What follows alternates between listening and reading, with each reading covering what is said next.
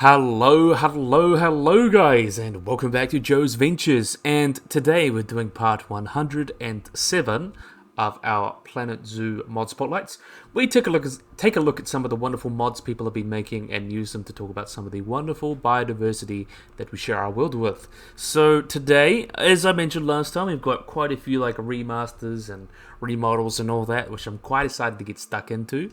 So it's going to be pretty interesting. So we're going to be starting off today by Narwhal. We have got the Pyrenean Chamois or Chamois. Really cool guy. So these guys are Rubicapra pinerea. These guys are a goat antelope that live in the Pyrenees and Cozumel mountains of Spain. They also live in France and Andorra and the Anapati Mountains in central Italy. So they've got a bit of a disjointed range, but that's probably just because of their habitat. They are one of the two species of chamois. There's the common chamois and the Pyrenean chamois, which is this one. And the main difference is kind of their coat. The common chamois is a lot darker. It's like more grey and white. This guy's like more tan and brownish, which I think is still quite interesting. So these guys get to up to about 80 centimeters tall, and its summer red coat is a ruddy brown. Though in winter it can be black and brown, with darker patches around the eyes. And both male and females, you can see, have this backward-facing horns. This is the male, but you can see the females still have it as well. They have this backward-facing horns, and that can get up to about 20 centimeters or so in length. And you can have a look at the little baby here. They browse on grasses, lichens, and the buds of trees, and they're quite sure-footed, and they typically are found at any elevation up to about 3,000 feet. Let's see if we can find any other information here. They're kind of too much. So, like, they were also considered, as we mentioned, they're diurnal. They have slippery, their sharp hooves are excellent for grabbing on slippery rocks and things like that. And until recently, they were considered a subspecies of the alpine chamois. However, genetic studies revealed that both species were divided or diverged during the Roswaran interglacial period about 200,000 years ago. And the Pyrenean chamois also has distinct subspecies in each mountain region, which is the Pyrenees, the Cataban, and Antipodes Mountains. So that's pretty cool. So a little bit more about these guys. And they're actually also a really great conservation story. So up to around the 1940s, they were hunted for producing chamois leather, and that led both species of chamois to kind of go near extinction, and they declined a lot, especially around the 1940s, right before like the beginning of the Second World War. But luckily, due to great conservation programs and things like that, their populations have now recovered, so they're now considered least concern. And in 2022, it's estimated their population's about 50,000 mature individuals, which is pretty good, and hopefully it's still increasing, so that helps secure that these guys are doing pretty well. So yeah, big fan of the chamois. The Pyrenean chamois was done by Narwhal. Next one, also done by Narwhal, we have got the Nilgai. So really cool here, the Nilgai, also known as the blue cow, which is translated. These guys are typically found around the northern Indian subcontinent, so around there. So North India, these guys are typically found. And they are quite big. They are kind of a sturdy antelope. They got this sloping back and this deep neck and the really interesting look to them with these small horns and a short mane. They typically have these tipped black ears as well, and they typically get about 18 centimeters or 7 inches long, with these coarse hairs on the males, and you can see the males are quite different than the females as we get into. These guys, you can see they've got a few white spots with this kind of grayish or bluish color to them, while the females over here are tawny to kind of orange, with males being that typically bluish gray. And they're really cool. They're also the largest antelope living in India, which is quite interesting, or in Asia too. These guys can get to about 1 to 1.5 meters tall at the shoulder, so about 3 foot to 4 foot 11, so nearly 5 feet tall at the shoulder, with a head to body length that's typically between 1.7 to 2.1 meters, or 7 to 5 foot 7 or 6 foot 11. And males weigh between 109 to 288 kilograms, or between 240 and 635 pounds, with a maximum weight being 308 kilos, or 679 pounds, with females being a lot lighter, typically being between 100 to 213 kilograms, or about 220 to 470 pounds. And the sexual dimorphism, as you can see, is quite prominent, as we mentioned. This is the male. Females are quite a bit brighter with no horns and that tawny colour, things like that. And as I mentioned, these guys are typically endemic to the Indian continent or subcontinent, with major populations in places such as India, Nepal, and Pakistan, and thought to be extinct in Bangladesh, but potentially might not be. Typically found around the lowlands of like the Himalayas, things like that. They prefer short bushes and scattered trees and shrub forests and grassy plains. And they're also quite common agricultural land, but hardly occur at those dense woodlands in southern Texas as well. They roam the prairies, things like that, because they've been introduced there. The Indian population was estimated to be about 1 million or so in 2001, and they were first introduced into Texas into the 1920s. In the 1930s, there was a 6,000 hectare large range with these guys, and a feral population has kind of come up during the 1940s. So they are quite common. They are still considered least concern, and we'll have a look at the. Where's the male again? There he is. We'll have a look, and while we talk about their ecology and behavior. So these guys are a diurnal species, so these guys typically peak around dawn and in the morning and the afternoon, and they kind of rest during the middle of the day. Females typically do not interact with males much, with groups are typically quite small, with 10 or fewer individuals, with between 20 to 70 individuals in a group occurring at some times. And typically there's 3 distinct groups. There's like 1 or 2 females with young calves, 3 to 6 adults with like yearling females with calves and things like that. And then male groups can be a little bit bigger and have a few members. Though they are typically tame, or at least tame looking, these guys can be cautious. They kind of seek for cover when they can. And they're generally quite quiet and quite good at galloping. And though they're generally quiet as well, they often make short guttural grunts, and females will make clicking noises when they nurse their young. And alarmed individuals, mainly juveniles below 5 months, will actually make this like coughing roar, which is quite interesting. And it typically only lasts half a second, things like that. And fights actually take place in both sexes, and involve them like pushing their necks around, and they ram into each other, with fights being quite gory sometimes, with wounds from these being possible, so like lacerations and things like that are quite possible. And display behavior is focused on the throat patch of the beard, and they threaten by pointing the horns toward them. A young male has actually been observed making a submissive display by kneeling to a male who stood erect, so that's kind of thing. And they also will mark their territories using dung piles. They can be as much as 50 centimeters or 20 inches in radius, which kind of show, hey, this is my territory, don't mess with me. And they share a lot of their habitats with animals such as chital, blackbuck, four-horned antelope, but they've also been associated with gar and water buffalo, and they tend to like those kind of same areas. And they are preyed upon by Bengal tigers and Asiatic lions, but they're not significant predators because of their large size. And leopards will also prey on the Nilgai, but though they prefer small prey. And dholes typically attack juveniles, and other predators such as striped hyenas and Indian wolves will take young or potentially sick individuals. So in terms of their diet, these guys, as mentioned, are mixed feeders or browsers. But in Texas, they're primarily grazers, probably because there's not many trees around. They prefer grasses and herbs, but feed on woody plants. So they're pretty generalist diets. They generally suffice in proteins and fats, and the protein content of Nilgai should be at least 7%. And they can also survive long periods without water and do not drink regularly during the summer.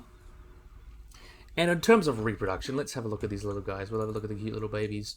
So in terms of reproduction, observations show that in southern Texas reveal that ovaries have kind of developed at about 2 years of age, and the first burst will typically take place a year later. So when a female's about 3 years old, she'll have her first baby. And though there's a few cases of even females about 1.5 years old that may actually have babies, the females can breed around after a year after this, and then they kind of mature, things like that.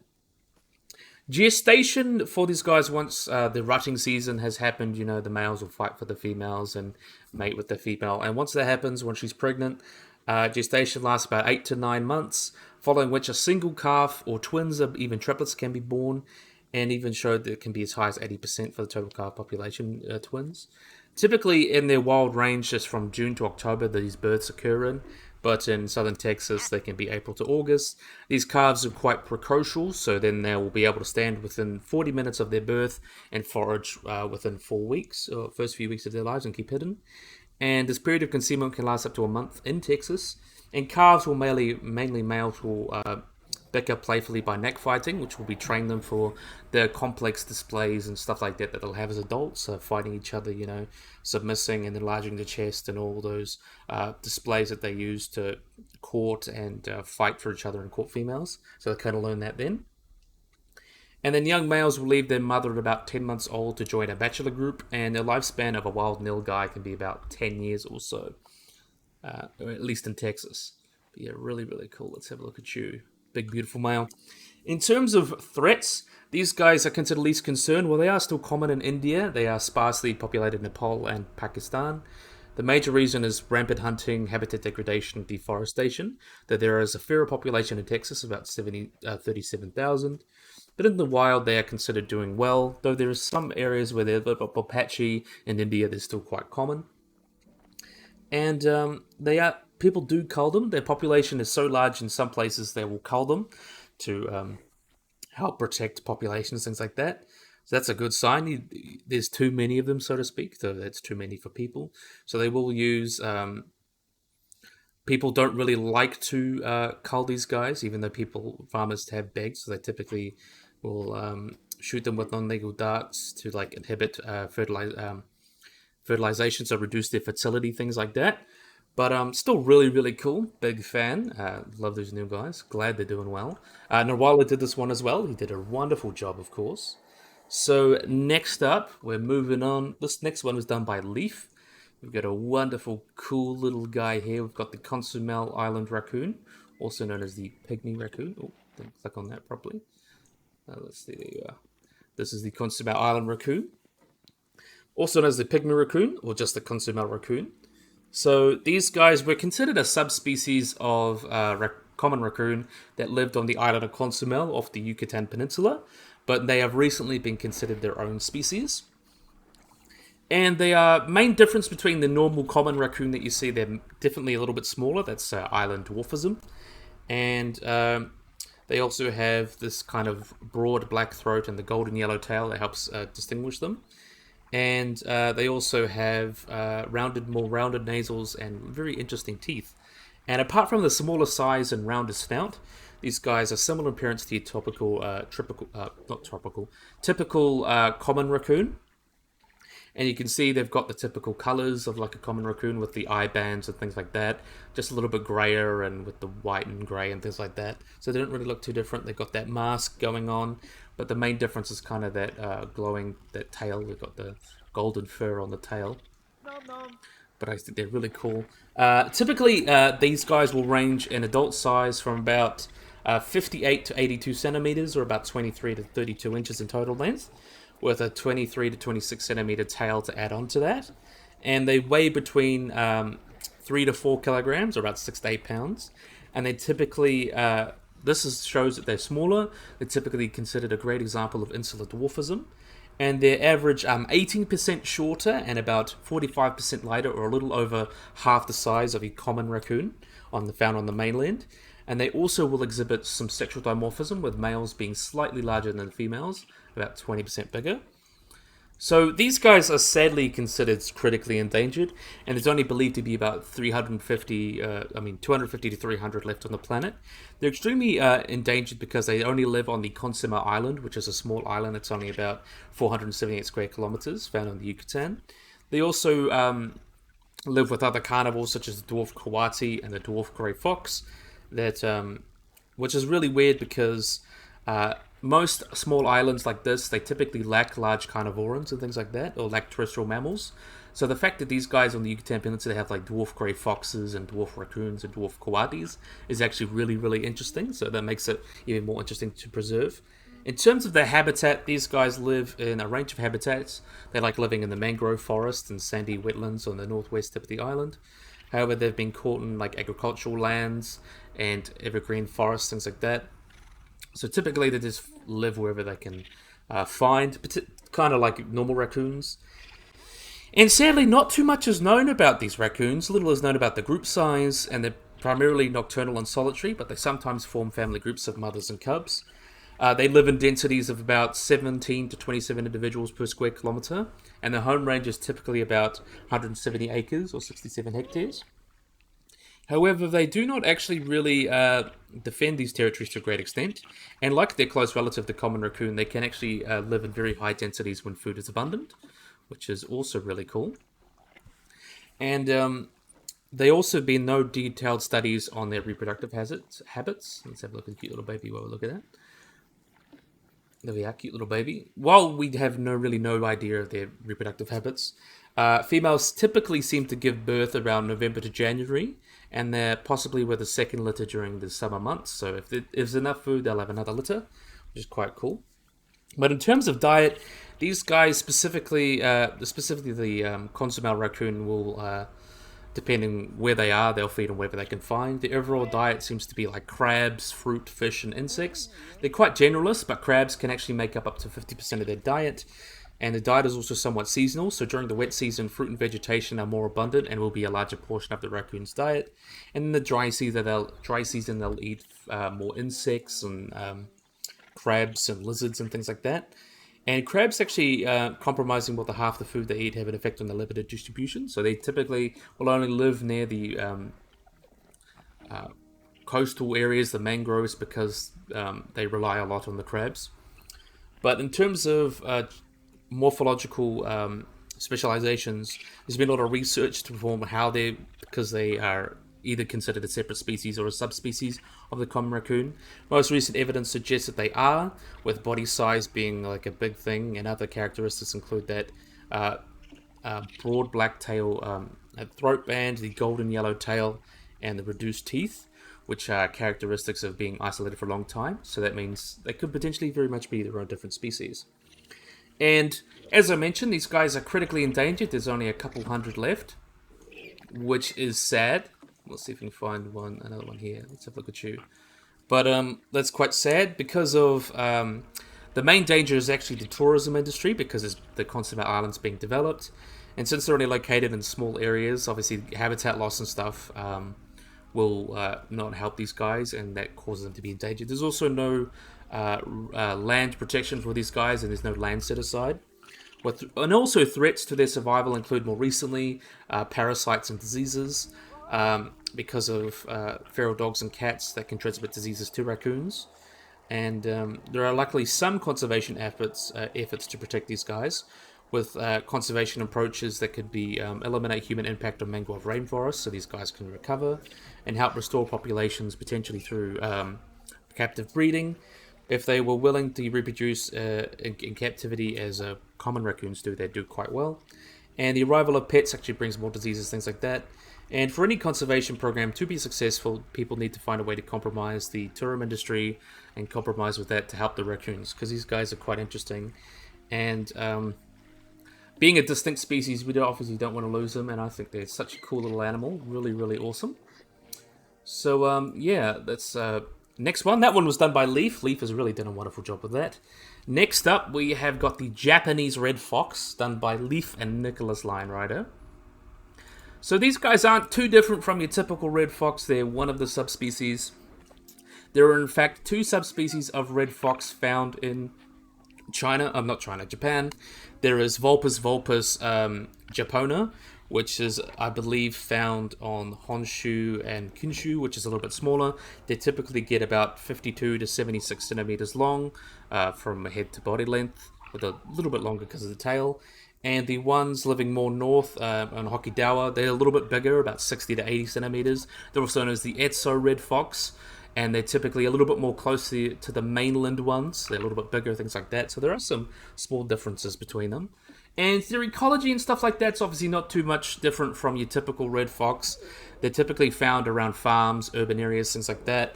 And though they're mainly solitary and active at night, they are often do that to try and find whatever places they can find. They live in a den and have a territory that they maintain to where they use the scents from anal glands and things like that and try to find food. And similar to normal foxes, these guys eat a wide variety of food. They can eat small mammals, birds, insects, carrion, fruit, berries, and about 60% of their diet actually consists of mice and rodents. And these guys will also feed on birds and catch like second week birds. And in cities, these guys are typically scavenge a lot more than their wild counterparts, and they will go around and try and find food and things like that, and dumpsters and stuff like that. And typically, their breeding season is from December to February, is the mating season, and the males will come up and pair with them. About 7 to 8 weeks later, they'll stay in the den, and food will be brought to her by the male. And then she'll give birth to about 3 blind and deaf fur-covered cubs, and these little cuties right here. And then after about 2 months, they'll start to climb out and explore the world, things like that. By the end of autumn, usually the juveniles are driven out by their parents, and they typically will reach their first sexual maturity in the first winter of their lives. And in Japan, they're actually foxes were long considered spirits, delivering message for the god of rice, Ikari. And there's lots of stories that tell fox that are quite mischievous, and she would and actually in the one, a husband discovers his wife's a fox when he sees her brushy tail poking out from under a quid. And however, the fox wife is a good spirit and helps her husband avoid paying his rice tax. So that's quite funny. So you see how animals impact culture. But these Japanese red foxes are quite cute. Nice to see this guy. Big fan.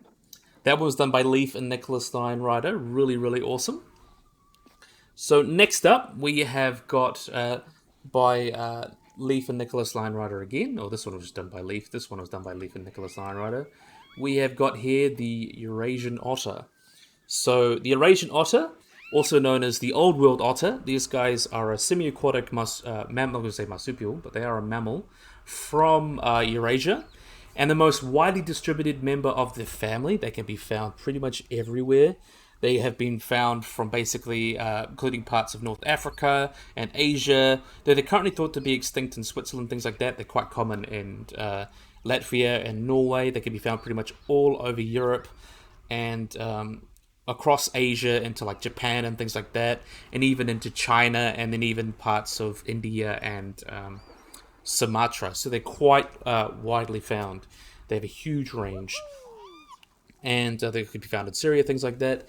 In terms of how their body looks, they differ a lot from the North American river otter, but they have a shorting neck, they have a broader visage, and kind of have greater space between its ears, and also a longer tail.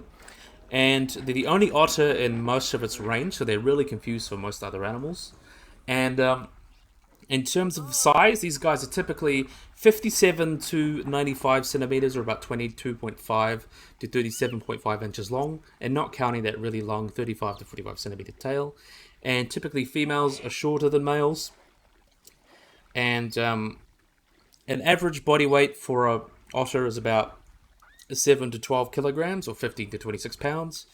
Though occasionally a large old male may get up to about 17 kilograms or 37 pounds, with a record-breaking individual getting about 24 kilograms or about 53 pounds.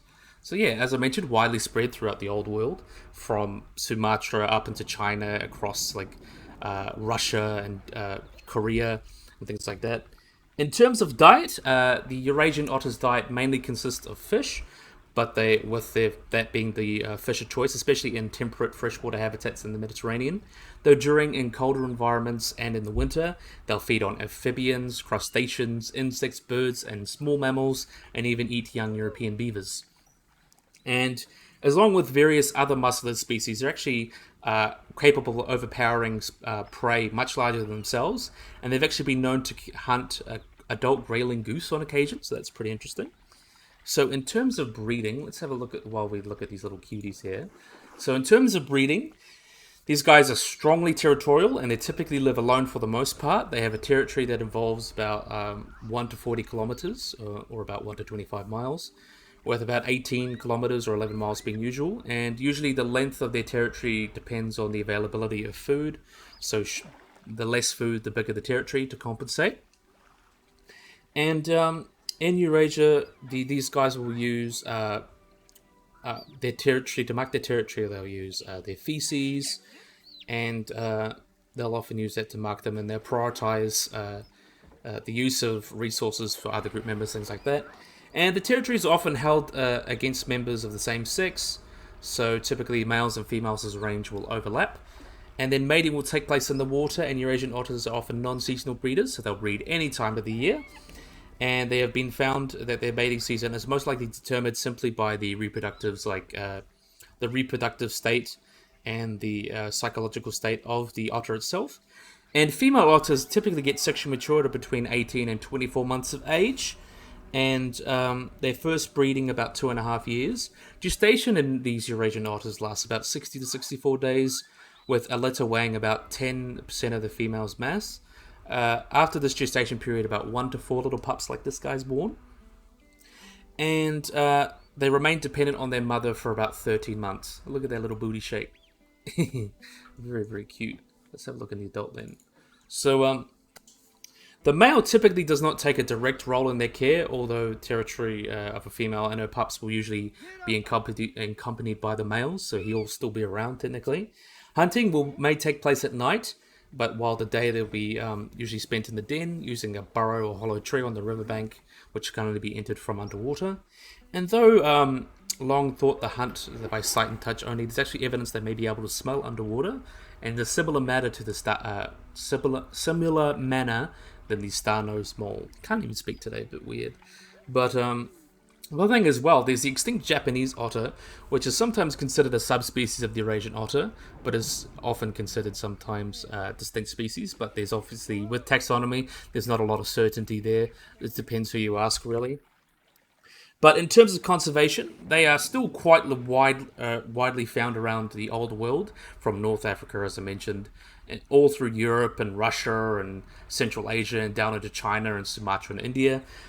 These guys were declined a lot around the later half of the 20th century due to pesticides such as organochlorine and things like that. Other threats also include things such as habitat loss and hunting, both legal and illegal hunting.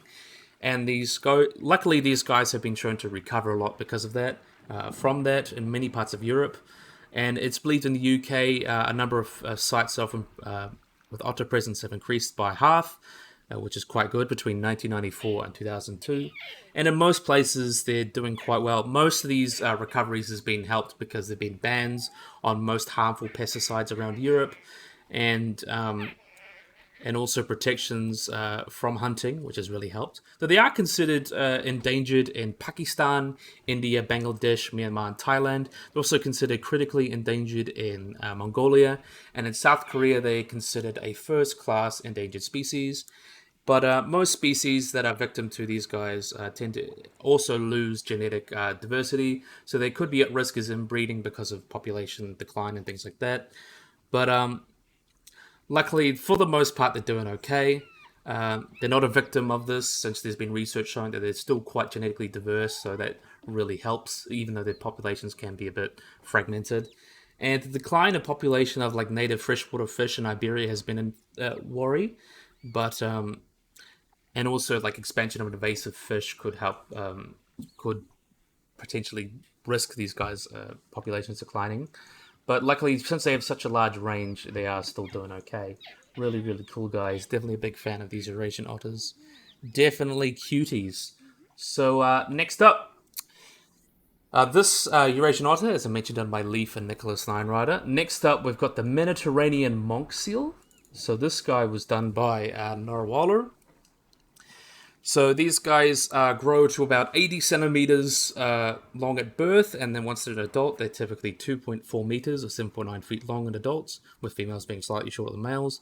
Males weigh about 320 kilograms or about 710 pounds, and then females weigh about 300 kilograms or about 660 pounds, with a weight range of between 240 to 400 kilograms, or about 530 to 880 pounds. And they're quite long-lived. They're thought to live up to about 45 years. So the average lifespan is thought to be about 20 to 25. And they reach reproductive maturity at 4 years old. Let's have a look at you while you're swimming around. So they're typically born about 1 meter long and weigh about 15 to 18 kilograms. And the skin being covered in black hair, things like that, with a white stripe as well. They actually, in females, the stripe is usually rectangular in shape, while males usually have a butterfly crescent shape, which is quite interesting. Typically, that hair is replaced after about 6 to 8 weeks of age, and they change, and then they get their adult colors. And they molt annually, which causes their color virility to change throughout the year, so that's quite interesting. And pregnant Mediterranean monk seals typically use inaccessible undersea caves to give birth. And though historical depictions show that they used open beaches until the 18th century, because obviously that's where they got hunted. And they actually have the shortest hair of any pinniped, which is quite interesting. And unlike their Hawaiian relative, they tend to have more forward nostrils, with these relatively short claws and slender flippers. And they have 2 pair of retractable abdominal teats, unlike most other pinnipeds, so that's quite interesting. In terms of their reproduction, let's have a look at these little babies while we talk about their reproduction, little cuties. In terms of their reproduction, not much is known. There's believed to be roughly about 500 pairs of monk seals in the world as of 2020, and it suggests that they may be polygamous, with males being very territorial and mate with the females. And since there's no real breeding season, since births can take place year-round, there seems to be a peak around September, October, and November. And with mating taking place in the water, the female will take care and give birth to her pups in the water and underwater caves, as I mentioned. I kind of mentioned a lot of this. Data indicates that only about 29% of pups born between September and January actually survive. And one cause of this low survival rate is kind of high surf around these areas, which create a threat to these pups. And pups will actually make their first contact with water about 2 weeks of age after their birth, and are weaned at about 18 months of age. And females will care for their pups, will go off to feed on an average of 9 hours, with most females reaching maturity about 4 years old and when they begin to breed, with males also beginning to breed at about 6 years old.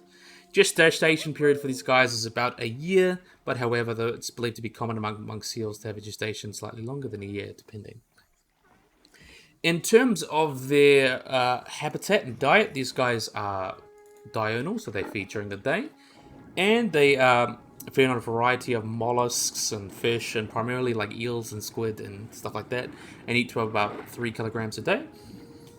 Although they commonly feed in shallow coastal waters, they're known to forage in depths up to about 250 meters, but at depth often varies between these guys. And monk seals typically prefer hunting in wide open spaces, enabling them to use their speed more effectively, and they're also quite successful bottom feeders, or bottom feeding hunting, and they've been observed actually lifting slabs of rocks in search of prey.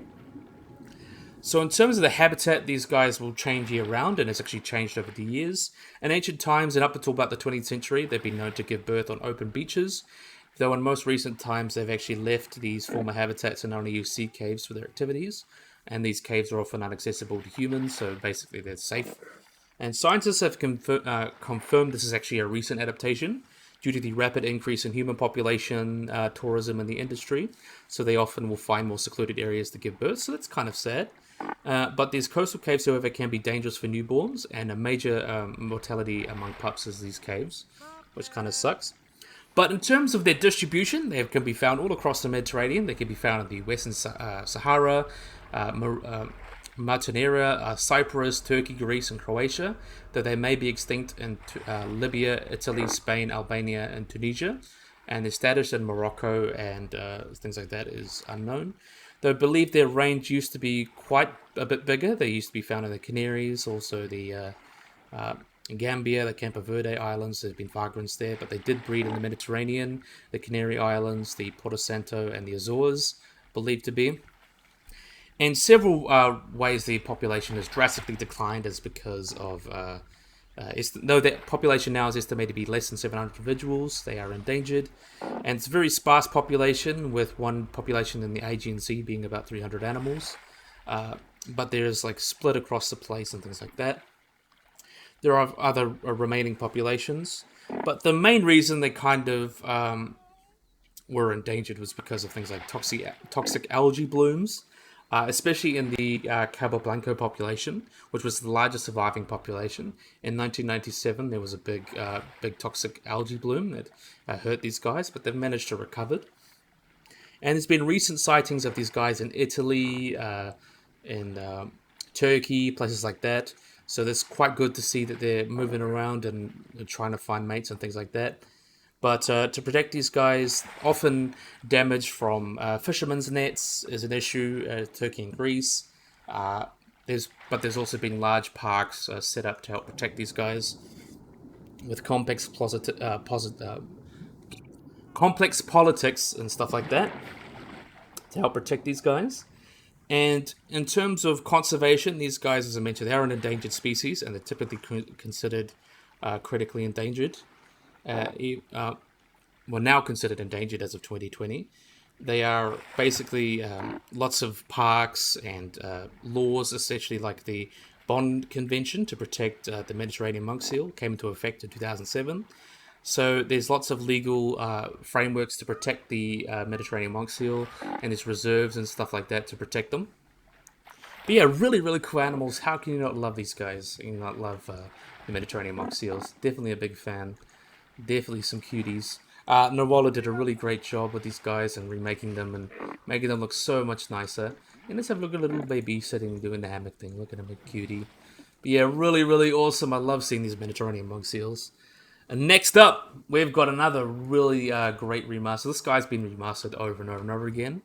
But we have got here by Leaf and Nicholas Lion Rider, we have got the Black Rhinoceros, or the Eastern Black Rhinoceros. Let's see. Let's see if we can find the male. There's the male.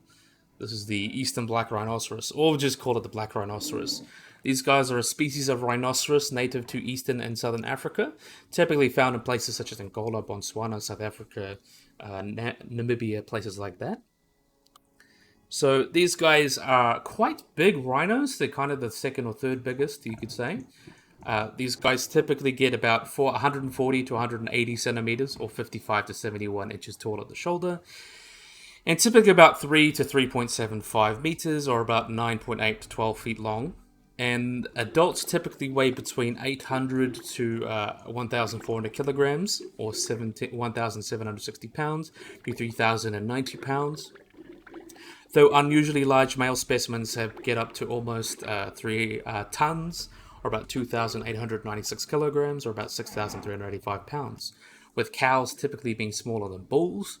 And the two horns you can see on their skull here is made of keratin, which is the same stuff your fingernails are made of. And the largest horn can typically get about 50 centimeters, or about 20 inches, though exceptionally can get up to 140 centimeters, or about 55 inches long. The longest known black rhinoceros horn was about 1.5 meters, or about 4.9 feet long, where sometimes even a smaller third horn can develop. And these horns are used for intimidation, defense, and digging up roots and breaking branches during feeding. And these guys are the third largest rhino. They're smaller than the white rhino, and they're actually quite close in size to the Javan rhino. And unlike the white rhino that they share habitat with, and they have quite a prehensile lip that's pointed. It should be more pointed in the model. This is going to get like a remaster a little soon, I think.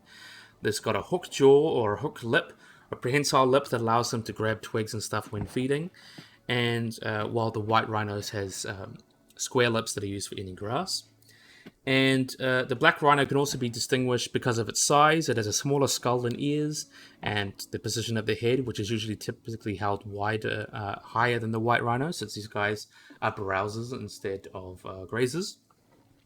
In terms of their prehistoric range, these guys in prehistory lived up around, found across the Sahara Desert, even found in like the Eastern Desert as well, from petroglyphs and things like that.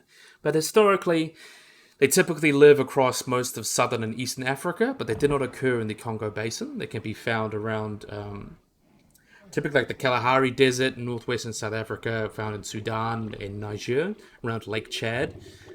But due to obviously hunting and things like that, these guys, their populations have declined a lot of these areas. But they've been successfully introduced to some places, though, because their populations are now, because of that hunting, highly disconnected or highly scattered, with some relocating to try and connect those populations. They've been reintroduced into Malawi in 1993. And they've also been reintroduced into Zambia. And recently they've been, Chad and South Africa have agreed to like move rhinos across parks and things like that. So reintroducing them to parts of their range, which is really, really cool. Some really great conservation work. which we'll get into. But in terms of their behavior, these guys are typically thought to be solitary and only have a strong bond between a mother and a calf, things like that. With addition, bulls and cows actually will have a co-sort relationship during mating, but sub-adult males and young adults will actually hang around each other of older individuals as well. They're not very territorial, but they will maintain a territory and often will share their territory with other rhinos. And these home ranges will typically depend a lot on how much food they can find within that habitat. And it can range typically from 70 to 100 kilometers squared, and depends on certain areas, obviously, if there's more food and things like that. And sex and age of also of these individual black rhinos can influence their range. And often our male cow will have a larger range than those of bulls, especially when they have a calf and things like that. Though black rhinos in captivity actually have sleep patterns that have been recently studied to show that males will actually sleep longer than females, on average than females, and nearly double the time, which is quite interesting. And black rhinos typically have a reputation of being quite aggressive and charge readily at threats. They've even been observed to charge at tree trunks and termite mounds. And they will fight each other, and they actually have the highest mortality of the combat rate of any mammal. About 50% of males and about 30% of females will die due to combat-related injuries. However, adult rhinos typically have no natural predators, and thanks to their large size, their big horns, and their thick skin. However, they have been fall prey to crocodiles in exceptional circumstances, and calves are also very seldom, even subadults are seldomly taken by adult lions and things like that. They also follow the same trails as elephants and things like that, and often can be their populations can be affected a lot by elephants. They typically have to change their behavior and are typically less common in areas with more elephants. In terms of their breeding, black rhinos are browsers, so they typically feed on leafy greens, branches, shoots, and fruits and things like that. So they like those kind of plants. So in some areas, they will feed on grasses if they're more protein rich, example, certain places. They have a really restricted diet compared to a lot of other animals, so they typically feed on those browsing plants. They can only eat up to 220 species of plants, but they have a preference for some of these. And they have a tendency to select leafy species during the dry season. They're also considered more challenging to feed in captivity because of this, compared to grazing. And they can live up to 5 days without water during drought, which is quite interesting. They also live in several habitats, including bushlands, woodlands, marshes, and least favorably grasslands. And habitats also, different subspecies in different habitats will eat different foods, depending where they are.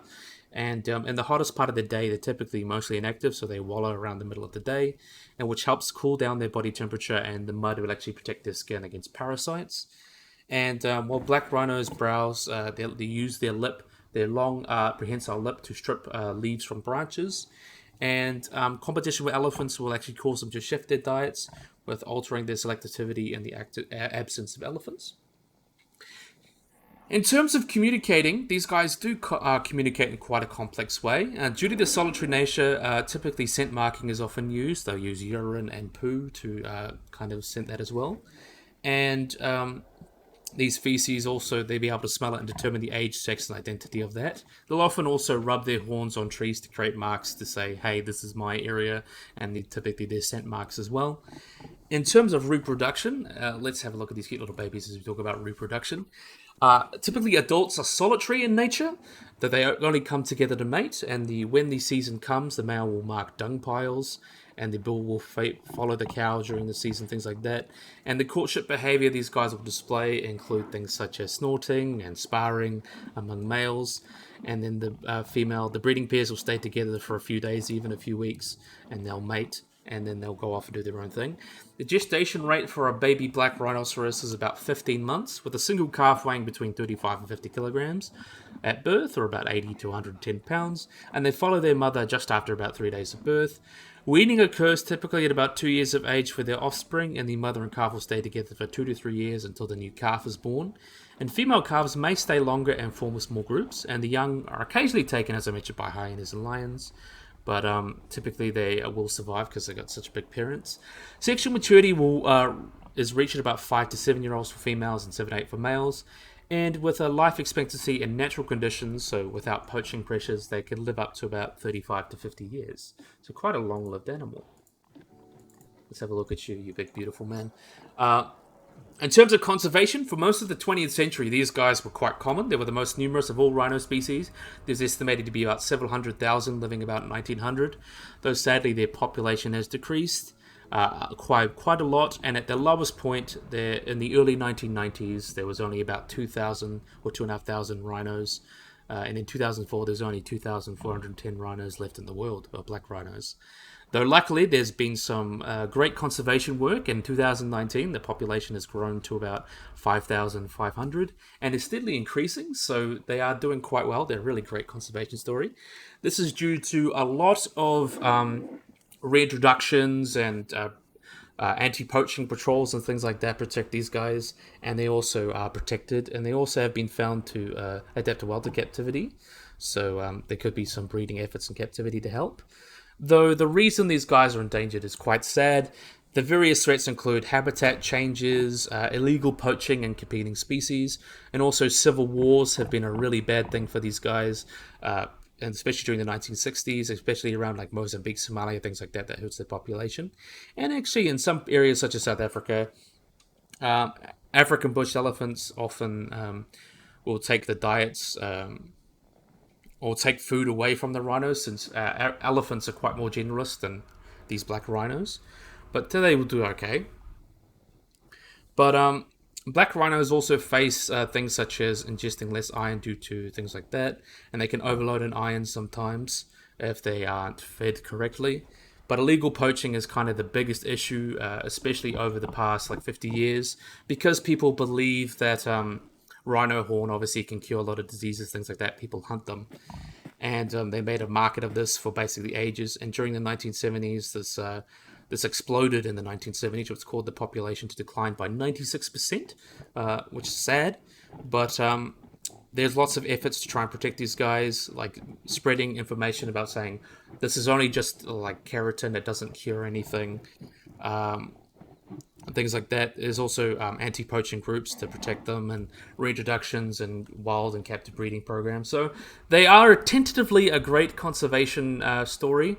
They're doing well, they're increasing, but they will be conservation dependent for years to come. But I think in the next 100 years or so, we'll be looking back and saying, look at all these rhinos we saved. So really, really awesome animals. I do love black rhinos, and definitely a highly requested animal. So yeah. I think this is a great place to end the video. Some really wonderful mods covered today. So, yeah, I really, really, really hope you guys have enjoyed this video. Hope you guys like and subscribe. Always remember to get the little bell icon to get notified about anything. So, yeah, I hope you guys enjoyed this video. Hope you guys like and subscribe, and bye-bye.